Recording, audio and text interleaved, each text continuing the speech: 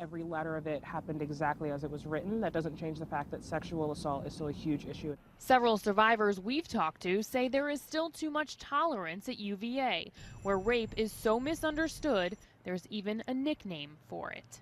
Bad experience? Yeah, that's the overwhelming euphemism, is that you just had a bad experience with a person, or you had a bad experience at that party or at that house or whatever. Okay, there you go, folks. Joining us now, I'm happy to say, once again, award-winning journalist and former CBS News correspondent Sharyl Attkisson, and of course her great book, Stonewalled, My Fight for Truth Against the Forces of Obstruction, Intimidation, and Harassment in Obama's Washington. And Sharyl, welcome back. Thank you so much. It's great to talk to you again. All right, let's talk about, you wrote a piece at SharylAttkisson.com about the Rolling Stone piece, UVA, what we were hearing about in that opening video.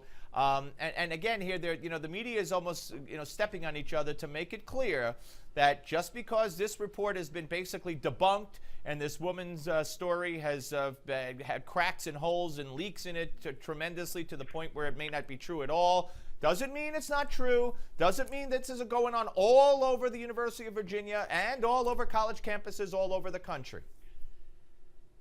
Well, and I think they're right to caution, maybe not in quite those terms, but to caution that just because one's taking issue with the journalism of the story, which certainly I do as well, does not attempt to pass judgment entirely on, of course, the issue nationally and even maybe what may have happened personally to the character, as they call it, in the story. I'm just taking issue with the ludicrous idea that Rolling Stone still inexplicably, in my viewpoint, even after they tried to explain it, would agree not to contact the perpetrators, the alleged perpetrators who are accused of these heinous crimes. I've just never heard of such a thing. Even though they're not a news organization, I would still think that they would see how silly that is and how ridiculous that is. And quite frankly, I think they probably did know that was fraught with peril, or else they would have disclosed it in the article if they thought it was a defensible position to make such an agreement that would have and should have been disclosed in the article, and it wasn't. I agree with you there, absolutely. And I'm not saying that women aren't raped on campus, but I would imagine it's to the same extent they're raped and sexually assaulted in society, or maybe a slightly higher rate. But certainly, the Obama administration has put forth this notion that 1 out of every 5 women on campuses are raped. And that's just, that would be astounding. And I don't have any information on that. I've not investigated that topic, so I don't feel equipped to speak to it. But I see your point, and the idea that I think what you're getting at is perhaps this reporter, actually not a reporter, the author of the article in Rolling Stone may have been trying to prove a point. I think the evidence shows she was trying to prove a point, and in her zeal to do so, whether legitimate or not the point, overlooked just basic tenets that I think even a high school journalist would know, someone learning their first bits of journalism would know not to do. All right, I want you to hear something. Ann Compton, 40 years, White House correspondent, retiring, and she was with Brian Lamb the other day. And I want you to listen to what she said about Barack Obama, and here it is. I have seen in the last year Barack Obama really angry twice. Both were off-the-record times. One profanity-laced, where he thought the press was making too much of scandals that he didn't think were scandals.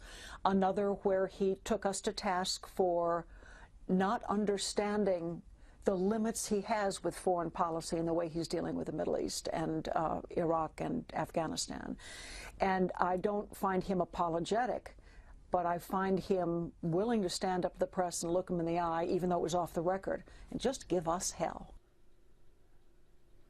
What's your reaction to that?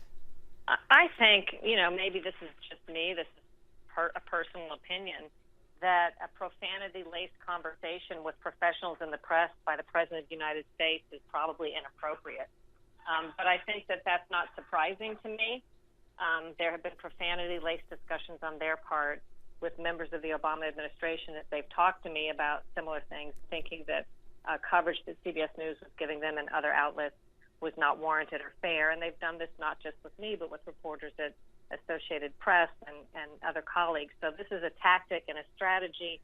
I don't know if it's heartfelt, or sometimes I think it's just to create the kind of pushback that leads to a sort of self-censorship because you're so beaten down, or at least your manager is so beaten down by what they say, by the social media campaigns and the blog campaigns that they launch and the quasi-news media campaigns to controversialize anybody who dares to ask questions about them in matters of authority. And when the president the president does it, it's worse, right? Yeah. All right, Sharyl, great talking to you. Thank you very much. Thank you for having me. Always a pleasure. All right, folks, we're coming back with the Malzberg panel, but first, it was August 6, 1945. The U.S. became the first and only nation to use atomic weapons. Here's this hour's American moment.